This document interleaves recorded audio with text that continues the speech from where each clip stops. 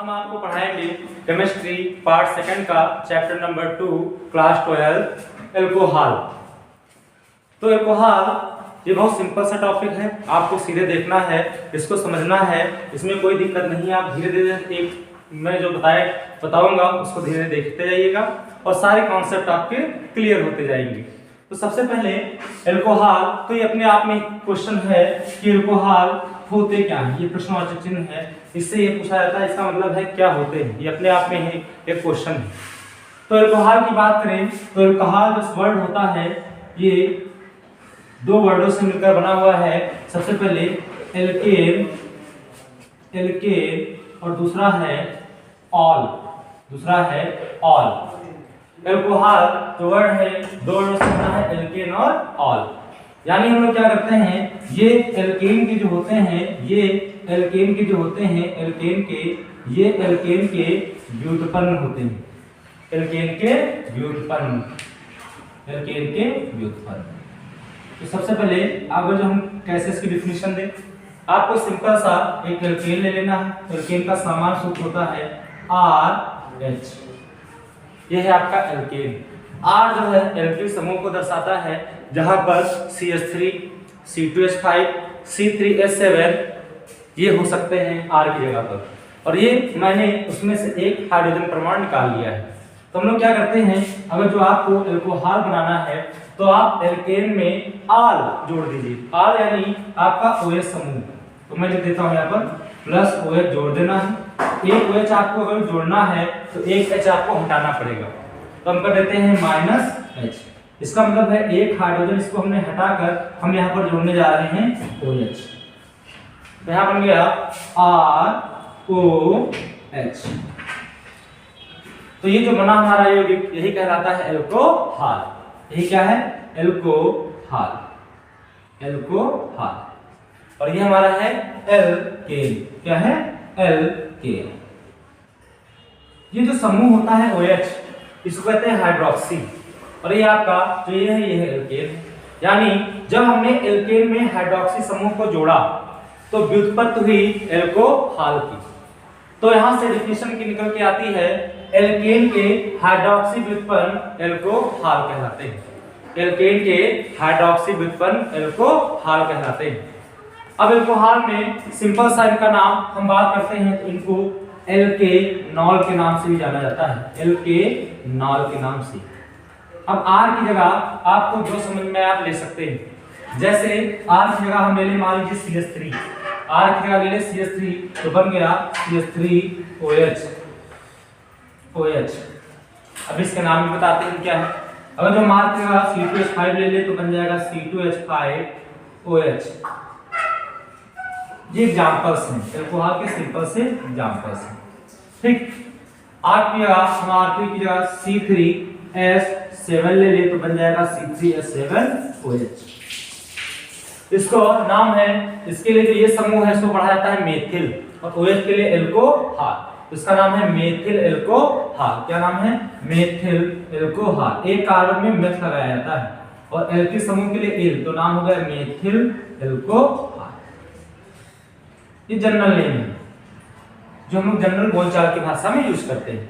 ये आपका C2H5OH, ये दो कार्बन का है तो दो कार्बन के लिए H यूज किया जाता है, और ये एल्किल समूह की तरह कार्य कर रहा है, तो इसका नाम हो जाएगा एथिल एल्कोहल।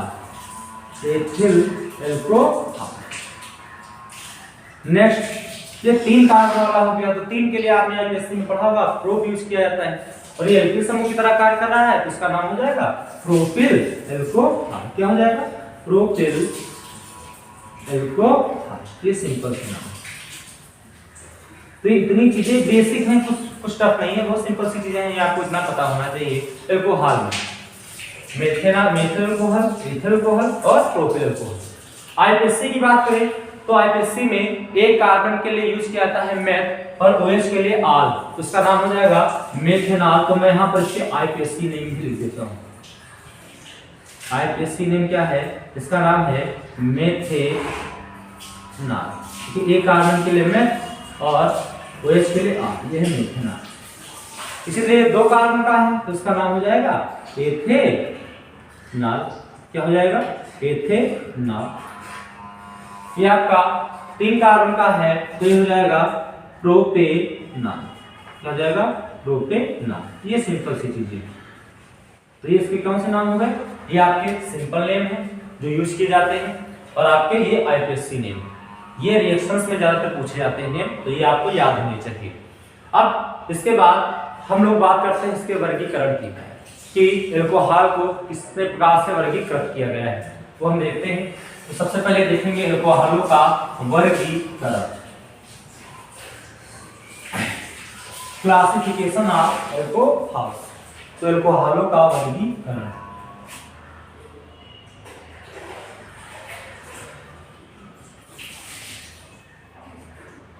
एल्कोहलों का वर्गीकरण। और इसके वर्गीकरण की बात करें तो एल्कोहल में 2 चीजें हैं। सबसे पहले एल्किल समूह है, दूसरा OH समूह। तो वर्गीकरण 2 टाइप से किया जाता है। एक तो एल्किल समूह में उपस्थित आपका होता है कार्बन, एल्किल समूह में क्या होता है? कार्बन का बना हुआ होता है।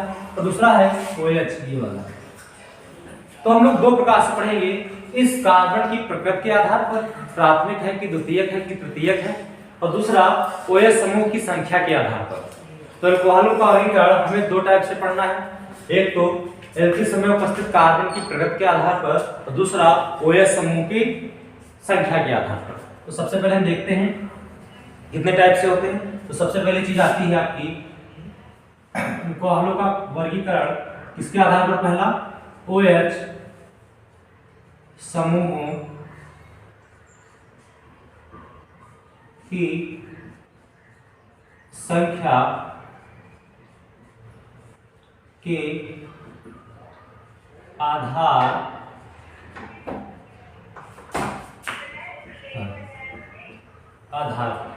तो अगर हम OH समूह की संख्या के आधार पर देखें तो OH समूह की संख्या के आधार पर एल्कोहल को जनरल आपका 4 टाइप से बांटा गया है।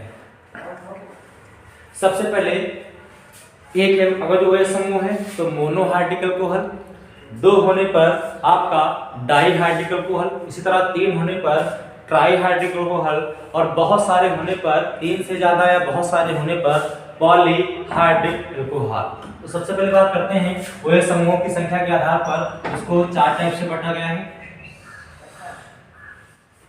पहला, दूसरा, तीसरा और चौथा। ठीक, पहला मोनो हाइड्रिक अल्कोहल, पहला कौन सा होगा? Monohydric alcohol. दूसरा dihydric alcohol, dihydric alcohol हो गया। तीसरा ट्राई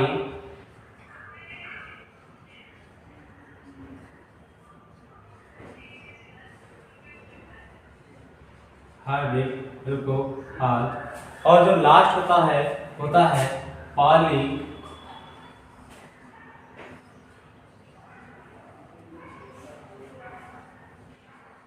हाइड्रिक अल्कोहल। लास्ट वाला कौन सा हो गया? Polyhydric alcohol. तो सबसे पहले हम बात करते हैं मोनोहाइड्रिक अल्कोहल। मोनो का मतलब होता है एक और हाइड्रिक का मतलब होता है हाइड्रोक्सी समूह।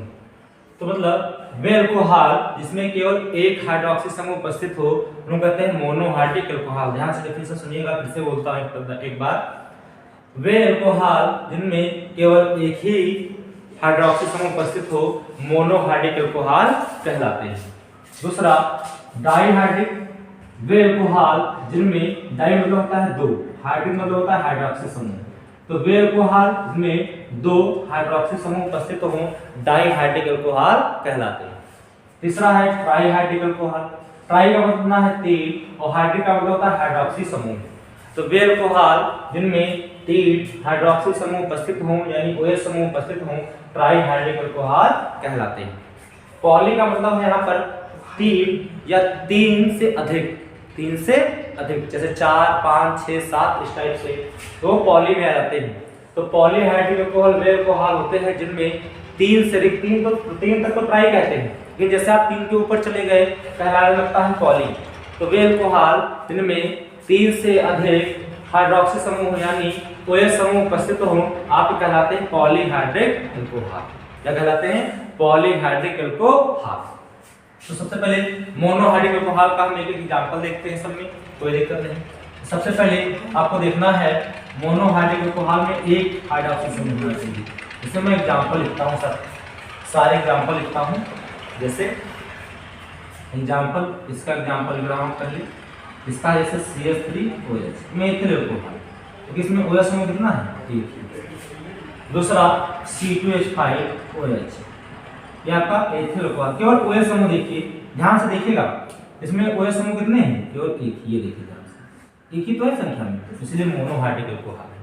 इसमें भी देखिए एक ही, ये भी क्या है? Monohydric alcohol. इसी तरह आप कार्बनों की संख्या बढ़ाते चले जाइए, बस ध्यान रखिएगा OH समूह एक ही हो। OH समूह कितने हो? केवल एक, तो किसमें आएगा? Monohydric alcohol.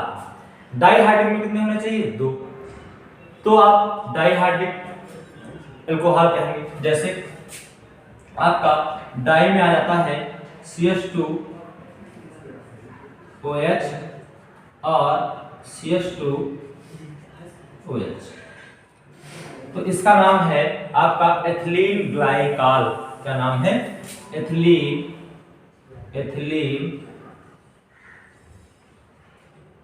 ग्लाइकॉल। ये आपका जाता है डाइहाइड्रिक अल्कोहल। क्यों ऐसा, क्यों मैंने नाम बोला डाइहाइड्रिक? क्योंकि यहां पर ध्यान से देखिएगा दो OH समूह हैं, एक ये और एक ये आपका डाइहाइड्रिक में। ठीक, अब आप बात करते हैं ट्राइहाइड्रिक अल्कोहल।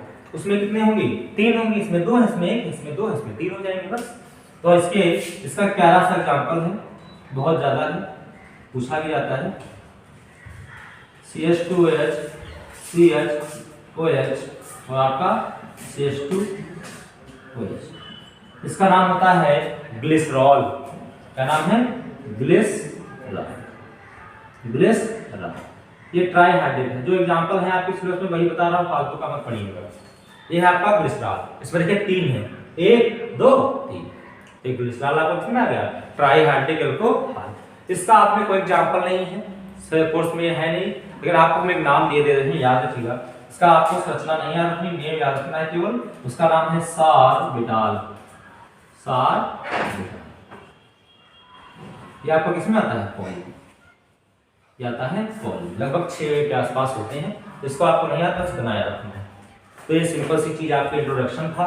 OH समूहों की संख्या के आधार पर अल्कोहलों का वर्गीकरण। सबसे पहले मोनोहाइड्रिक अल्कोहल, जिसमें केवल एक ही OH समूह हो। दूसरा डाई, इसमें दो हो। तीसरा ट्राई, इसमें तीन हो। और पॉली, इसमें तीन से अधिक हो। सबके एग्जांपल मैंने एक दे दिए। अब नेक्स्ट हम दूसरा वर्गीकरण देखते हैं। इसमें क्या आपका दूसरा वर्गीकरण देखना है?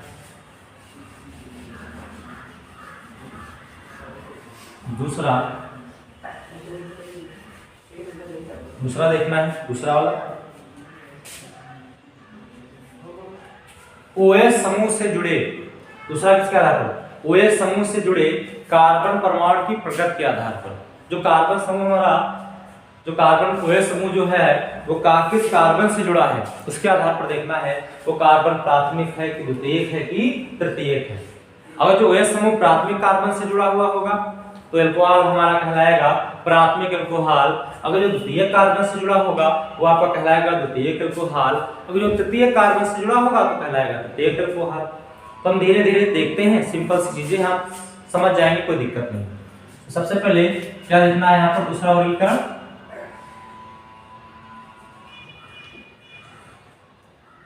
कार्बन परमाणु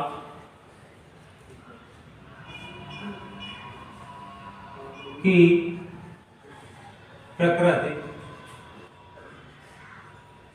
के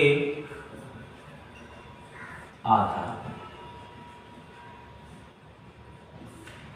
कार्बन परमाणु की प्रकृति के आधार पर। तो ये तीन टाइप के होते हैं।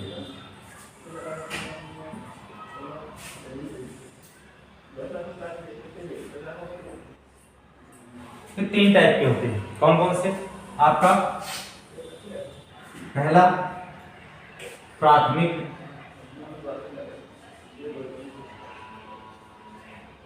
या इसको फर्स्ट डिग्री भी कहते हैं, एल्कोहल। दूसरा द्वितीयक या 2 डिग्री एल्कोहल, द्वितीयक हो गया। तीसरा तृतीयक या 3 डिग्री एल्कोहल, या 3 डिग्री एल्कोहल। जो प्राथमिक एल्कोहल क्या होते हैं? तो प्राथमिक एल्कोहल हम बात करते हैं, ये वरी कर गया है, OS जो समूह है किस प्रकार के कार्बन से जुड़ा हुआ है उसके आधार पर। अगर जो हमारा OS समूह प्राथमिक कार्बन से जुड़ा हुआ है तो एल्कोहल क्या कहलाएगा? प्राथमिक। द्वितीयक से जुड़ा होगा तो द्वितीयक, और तृतीयक से जुड़ा हुआ तो तृतीयक।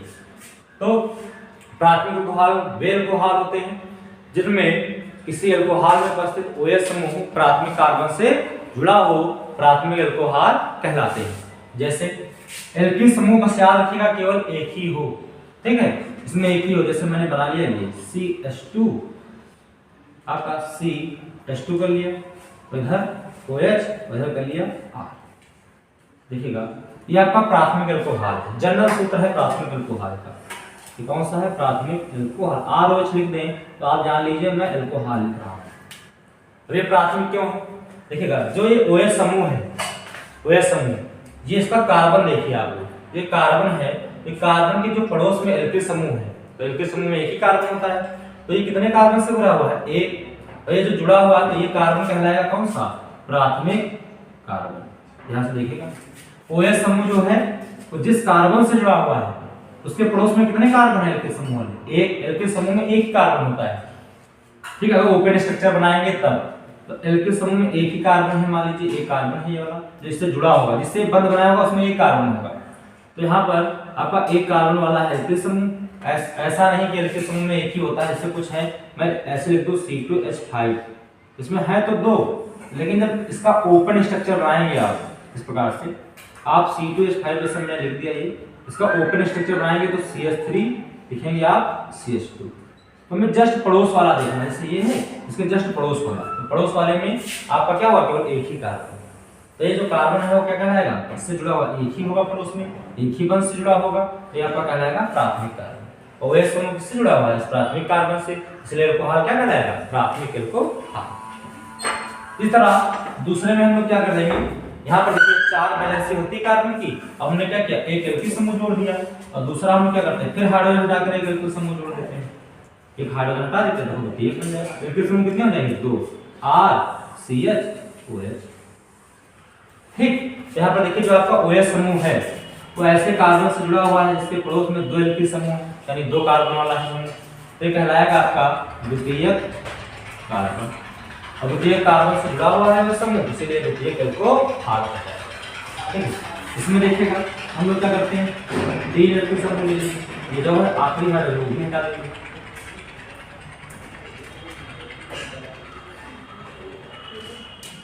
एक कार्बन नहीं कितने से गिरा हुआ? 1 2 3, तो कौन सा कार्बन है? तृतीयक कार्बन। एल्कोहल कौन सा कहलाएगा? तृतीयक। तो ये प्राथमिक हो गया, ये आपका द्वितीयक ROH हो गया, और ये कौन सा हो गया? तृतीयक ROH। तो ये प्राथमिक एल्कोहल, द्वितीयक एल्कोहल और तृतीयक एल्कोहल। अब R की जगह आपकी मर्जी है, जो चाहे वो ले लो, CH3 C2H5 C3H7। हम मान लीजिए CH3 लेते हैं तो इसका एक एग्जांपल हो जाएगा। मान लीजिए ले लेते हैं एग्जांपल, यहाँ पर ले लेते हैं हम एग्जांपल के तौर पे R की जगह ले लेते हैं CH3, तो बनेगा CH3 CH2 OH। ठीक, अब ध्यान से देखिए OH है, इससे जुड़ा हुआ कार्बन के पड़ोस में कितने हैं? केवल एक। ये प्राथमिक हो गया कितने कार्बन? ये कार्बन कैसा हो गया? प्राथमिक कार्बन। OH से जुड़ा हुआ कार्बन है उसके पड़ोस में देखना है कितने कार्बन है, इसके पड़ोस में कार्बन है, इसलिए कौन सा एल्कोहल? प्राथमिक एल्कोहल। यहाँ पर भी देखते हैं CH3 CH3 आगे या CH3 लेके चल रहे हैं OH, जो OH समूह है जिस कार्बन से जुड़ा हुआ है उसके पड़ोस में कितने हैं? 1 2 दो कार्बन है कि नहीं? तो कौन सा कार्बन हो जाएगा? ये द्वितीयक कार्बन। तो अल्कोहल कौन सा हो जाएगा? ये द्वितीयक अल्कोहल का एग्जांपल। यहाँ पर देखिए यही किया हमने, CH3 ले लिया, CH3 CH3 और OH। यहाँ पर जो OH समूह जुड़ा है ऐसे कार्बन से जुड़ा है, इसके पड़ोस में कितने कार्बन है? ये देखिए पड़ोसी 1, दूसरा पड़ोसी 1, तीसरा पड़ोसी 1। तो कौन सा कार्बन हो गया हमारा? तृतीयक कार्बन। तृतीयक कार्बन। तो अल्कोहल कौन सा हो जाएगा? तृतीयक अल्कोहल। इसका नाम है CH3 CH2OH। तो 2 है कार्बन, तो 2 के लेकर आएंगे एथिल अल्कोहल। ये है आपका एथिल अल्कोहल, नाम जरूरी है। और ये जनरल जो ऐसे समूह बनता है इस टाइप का, कहीं भी ऐसा समूह लग जाए इस टाइप का, तो ये होता है आपका आइसो एल्किल ग्रुप, यानी आइसो एल्किल समूह। देखिए कुछ इस टाइप का इसमें बनना है। कितना पार्ट देखिए ध्यान से, कितना पार्ट, कितना पार्ट देखिए। आर की जगह क्या है? CH3। कोई दिक्कत नहीं, आप चाहे बॉन्ड ऐसे दिखाओ, चाहे ऊपर नीचे कैसे भी दिखा सकते हैं, कोई प्रॉब्लम नहीं इसमें। मैंने सीधे दिखा दिया, आप चाहे ऐसे दिखाओ चाहे ऐसे दिखाओ CH3, चाहे आप ऐसे ऐसे लगाकर CH3 दिखा दो, कोई दिक्कत नहीं। तो मैंने पूरा दिखा। देखिए इस टाइप से कुछ बनना है। तो आइसो, तो इसके लिए आप वर्ड क्या यूज करेंगे? जैसे ये है वैसे तो यहाँ पर हम भी यूज करेंगे। जैसे आइसो के लिए लगा सकते हो तो आइसो यूज कर लीजिए। आपका नाम हो जाएगा, इसका नाम हो जाएगा, सॉरी आपको नहीं लिखते हैं, इसके लिए हो जाएगा आइसो वर्ड यूज करेंगे। आइसो हो गया। कितने कार्बन है? 1 2 3। तो 3 के लिए आप एल्किल समूह में क्या यूज करेंगे? प्रोपिल। क्या हो जाएगा? प्रोपिल और alcohol, isopropyl alcohol, isopropyl alcohol. तीसरा एल्किल समूह देखिएगा, OH समूह जुड़ा हुआ है कितने का? 1 2 3 4। तो इसके लिए जब 3 इस प्रकार का ये भी हटा दिया जाए, यहाँ से मान लीजिए मैं इसको हटाकर एक इस प्रकार से और जोड़ दूं, तो इसका नाम आइसो ना होकर हो जाता है नियो, हो जाता है नियो। तो नियो यूज करेंगे। तो ये अगर जो ऐसे तृतीय कार्बन वाला है कि समूह, तो आपका नियो नाम हो जाएगा। इसका नाम हो जाएगा नियो। कितने कार्बन वाला है? 1 2 3 4। तो 4 के लिए यूज करते हैं ब्यूटिल। क्या यूज करते हैं? ब्यूटिल। तो नियो ब्यूटिल अल्कोहल, नाम हो जाएगा नियो ब्यूटिल अल्कोहल। ये सिंपल सा एग्जांपल है। तो वर्गीकरण आपका कंप्लीट हो गया। ठीक है। तो सबसे पहले वर्गीकरण कितने टाइप से किया जाता है? 2 टाइप से। कौन से? OH समूहों की संख्या के आधार पर, और कार्बन परमाणु जिससे जुड़ा होता है OH समूह कार्बन परमाणु की प्रकृति के आधार पर। तो एल्किल समूह की प्रकृति के आधार पर 3, मतलब कार्बन परमाणु की प्रकृति के आधार पर 3 टाइप के होते हैं, प्राथमिक, द्वितीयक और तृतीयक।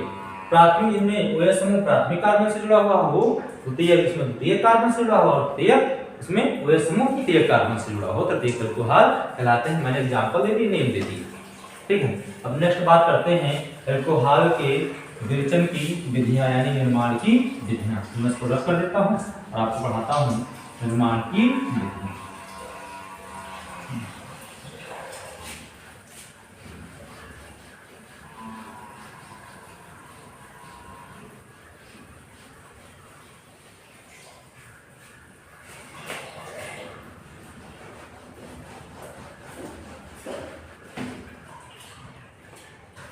तो क्या है?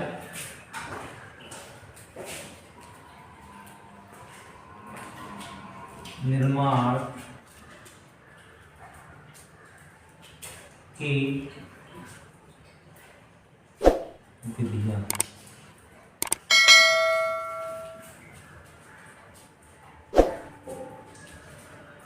तो निर्माण की विधियां में अगर जो आप सीरियल वाइज चैप्टर याद कर लें तो सिंपल हो जाएगा। सबसे पहले एल्केन आता है,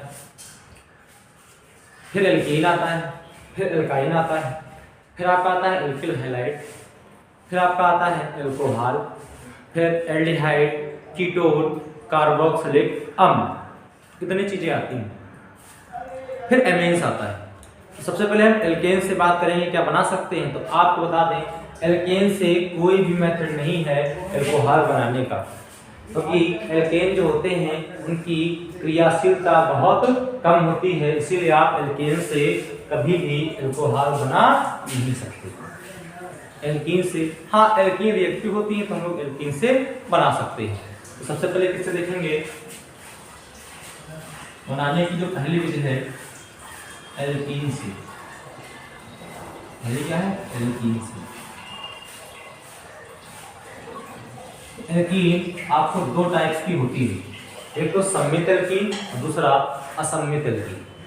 तो सम्मित एल्कीन से भी देखेंगे और असम्मित एल्कीन से देखेंगे। तो सबसे पहले हम लेते हैं एल्कीन। देखिए सम्मित और असम्मित मैं यहाँ पढ़ा रहा हूँ क्या होती है, ध्यान से समझिएगा। मान लीजिए एल्कीन है तो कार्बन कार्बन डबल बॉन्ड होगा और यहाँ पर एक दो एल्किल समूह हो गए, ठीक है। तो बैलेंसिंग देखिए 1 2 3 हो गए, 4 होनी चाहिए तो एक क्या जोड़ देंगे, H। फिर अगर 1 2 3 है तो चौथी H और यहाँ पर एक और एल्किल समूह जोड़ देते हैं। अब जो एल्किल समूह इस दो बंध से जुड़े हुए जो कार्बन होते हैं, देखिए ये दो बंध के जो कार्बन परमाणु हैं उनसे जुड़े हुए एल्किल समूह को जो सेम टाइप के हैं, जैसे R की जगह आपने CH3 लिया और इधर भी CH3 लिया, ठीक है। तो जो एल्कीन होगा वो होगा आपका सम्मित, क्या हो जाएगा, सम्मित एल्कीन। ये कौन सा एल्कीन होगा, सम्मित एल्कीन। और लेकिन अगर जो आपने दोनों में अलग अलग ले लिया, R CH double bond CH और R डैश टाइप का, तो ये आपका आती है असम्मित एल्कीन। ये क्या बन जाएगी, असम्मित एल्कीन। यानी अगर जो कार्बन कार्बन के बीच जो द्विबंध है उससे जुड़े हुए जो दोनों एल्किल समूह हैं वो अलग अलग प्रकार के हैं, जैसे ये CH3 ले लिया, ये C2H हाइट ले लिया, यहाँ पर CH3 ले लिया, यहाँ पर H ले लिया, यानी दोनों अलग टाइप से हो, तो ये आपका कहलाती है असम्मित एल्कीन। तो हम लोग सम्मित एल्कीन से देखेंगे, दूसरा असम्मित एल्कीन से।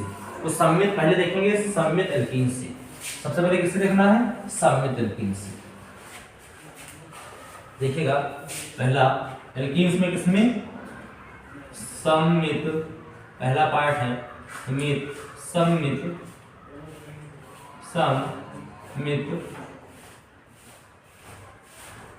एल्कीन्स।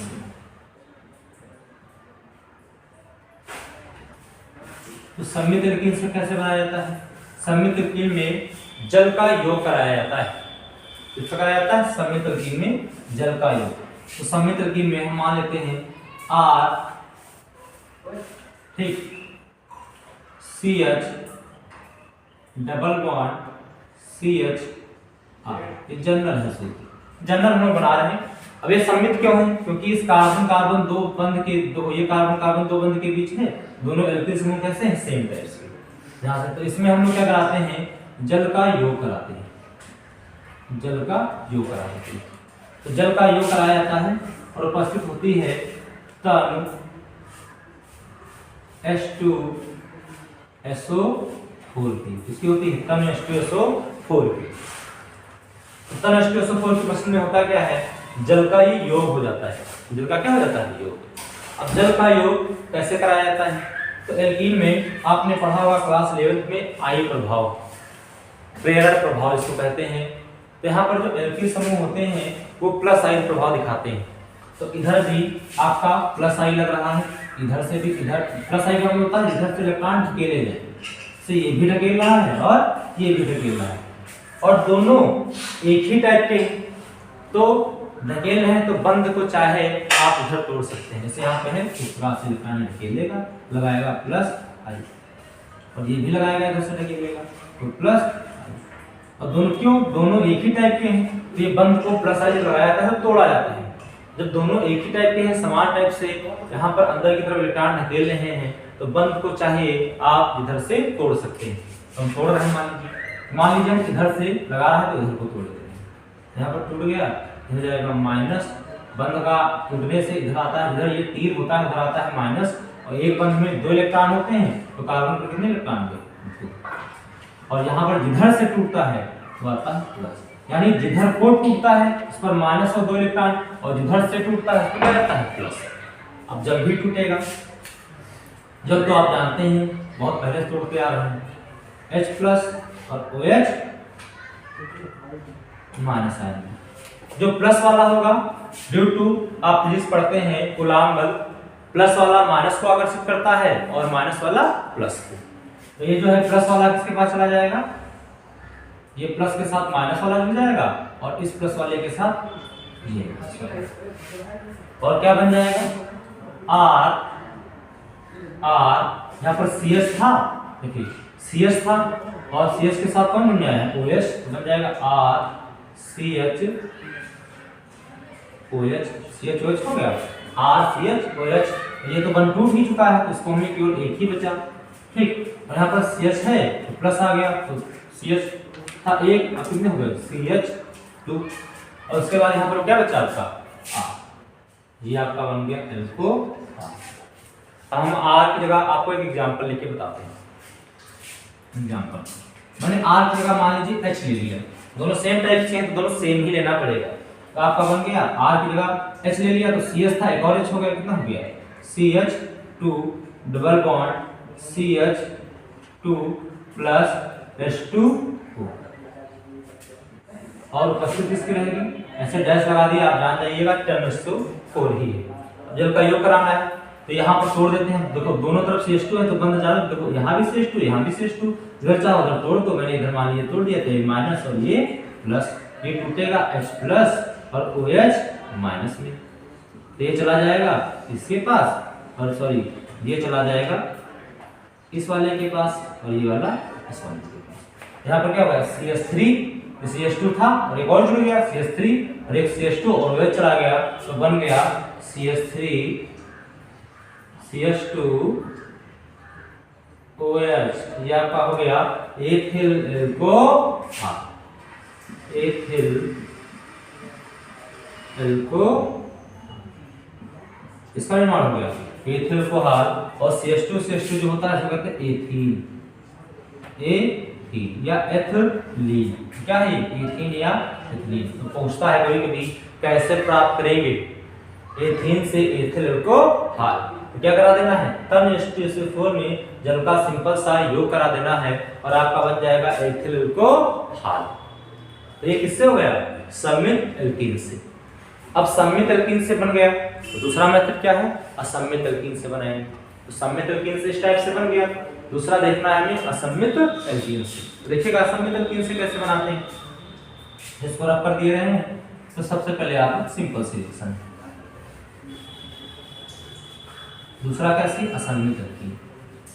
अब असम्मित एल्कीन में एल्किल के दोनों तरफ कार्बन अलग अलग होना चाहिए, तो मैंने R मान लिया था R C H double bond CH2।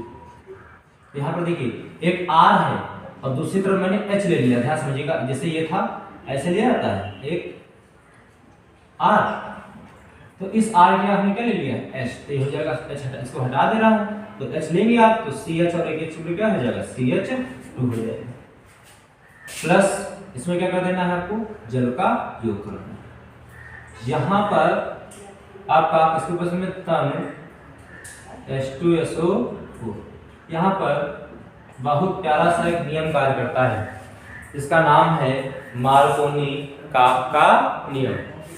मार्कोनी-काप्का योगात्मक नियम इसको कहते हैं, क्योंकि इसमें योग होगा आपको दिखेगा।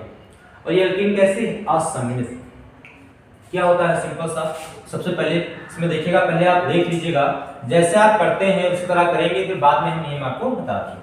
सबसे पहले हम लोग क्या करते हैं, इधर से ढकेल देगा, प्लस आई प्रभाव लगता है यहाँ पर एल्किल समूह का, तो बंद किधर टूटेगा इधर की तरफ, ये माइनस और ये प्लस, तो ये टूट रहा है H प्लस में और OH माइनस में। यहाँ देखिएगा प्लस वाला चला गया इस माइनस वाले के पास, ये माइनस वाला चला गया प्लस वाले के पास, इसको पास, ठीक। और बन क्या गया R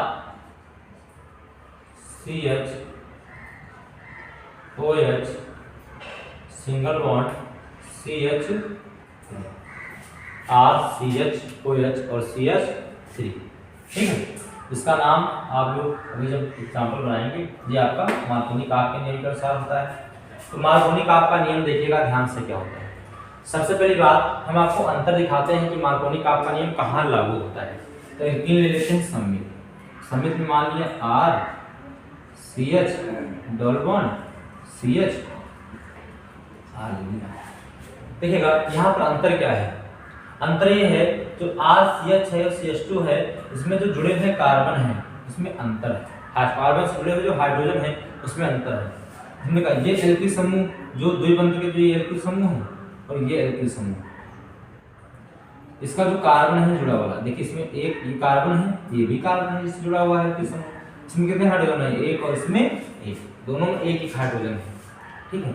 यहाँ पर एक एक हाइड्रोजन है, इसमें देखिए एक और दो हाइड्रोजन है। तो इसी हाइड्रोजन को लेकर मार्कोनी-काफ नियम डिसाइड किया जाता है, परिभाषित किया जाता है।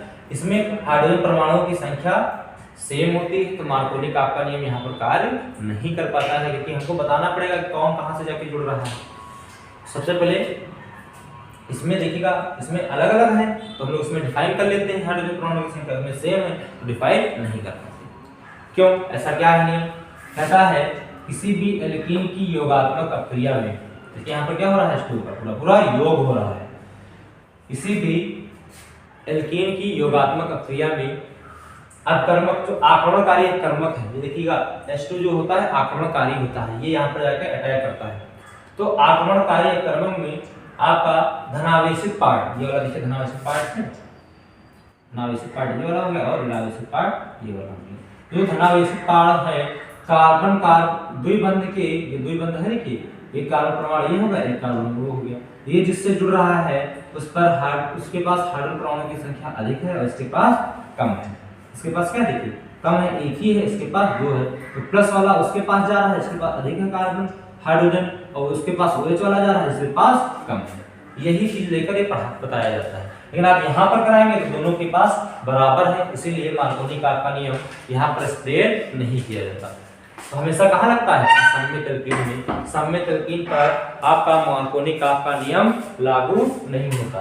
तो क्या होता है, किसी भी एल्कीन की योगात्मक अक्रिया में आक्रमणकारी अकर्मक का धनावेशित पार्ट द्विबंध के उस कार्बन परमाणु से जुड़ता है जिसके पास हाइड्रोजन परमाणुओं की संख्या अधिक, तथा ऋणावेशित भाग उस द्विबंध के उस कार्बन परमाणु से जुड़ता है जिसके पास हाइड्रोजन परमाणुओं की संख्या कम हो। आप यहाँ पर देख लेते हैं, यहाँ पर ऐसा नहीं है, द्विबंध के दोनों कार्बन के पास हाइड्रोजन परमाणुओं की संख्या सेम है, इस पर मार्कोनी-काफ का नियम लागू नहीं होता। तो यहाँ पर लेकिन जो बनता है किससे अनुसार बनता है? मार्कोनी-काफ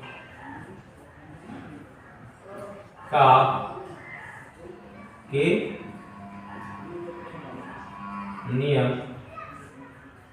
से। यहाँ पर कैसे निर्माण किया जाता है? मार्कोनी-काफ के नियम से। ये आपका सममित एल्कीन में, सॉरी ये किसमें बनाया जाता है? मार्कोनी-काफ के नियम से इसमें यूज किया जाता है असममित एल्कीन, यानी असममित एल्कीन लेंगे तो आपका हमेशा नियम किससे लगेगा? मार्कोनी-काफ। ठीक है, देखिएगा हम आपको एग्जांपल लेके बता देते हैं, बस आपका ये टॉपिक कंप्लीट हो गया। तो सबसे पहले हम लोग क्या ले लेते हैं एग्जांपल, आगे आप CH3 ले लीजिए, CH डबल बॉन्ड CH2 और जिनका क्या करा दिया, योग करा दिया, इसका H2SO 4 की किस्म करा दिया। तो जहाँ पर देखिए इधर बढ़ना है, इधर माइनस और इधर प्लस, तो इसको तोड़ देंगे, H प्लस और OH यहाँ पर चला जाएगा, यहाँ पर भी चला जाएगा, तो बनेगा CH3 CH और आपका CH3। इसका नाम है, आप इसके दो नाम लिख सकते हैं, मैंने बताया था आपका इसका 1 2 IPC नाम लिखिए, 2 आपका नाम 3 है IPC नाम लिखिए, प्रोपेन, इनके लिए प्रोपेन लगाया जाता है, तो प्रोपे और आल, प्रोपेनाल, तो इसके लिए आल लगाया जाता है, प्रोपेनाल। तो ये आपका कंप्लीट हो गया निर्माण की